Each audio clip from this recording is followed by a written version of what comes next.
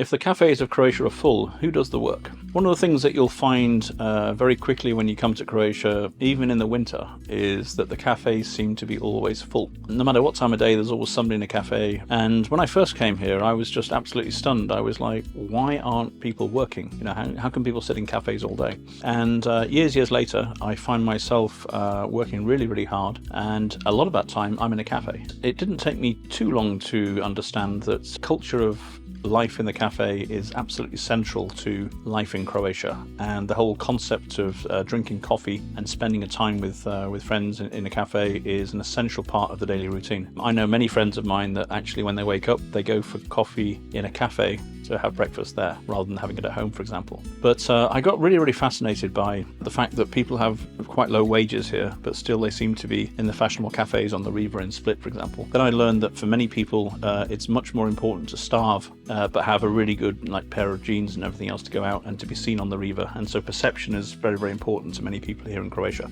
Not me, clearly.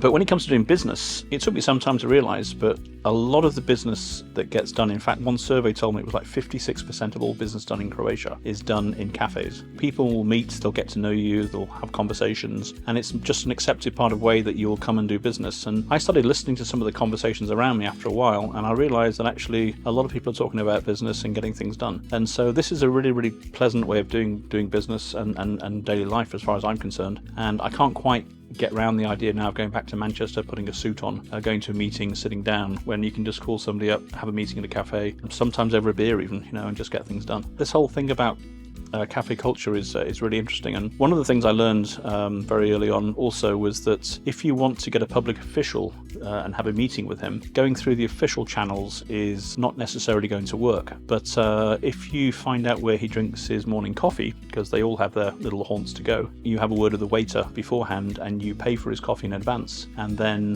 when he comes, the coffee's there waiting for him, and then the waiter points to you at the next cafe. This is the way to get a meeting. It's much more effective than going to the office and trying to make an appointment. Trust me. So, cafe culture, it's fantastic. It takes a while to get used to all the nuances, but once you do, you can really see all the different levels and layers of Croatian society at work. It's better than people watching.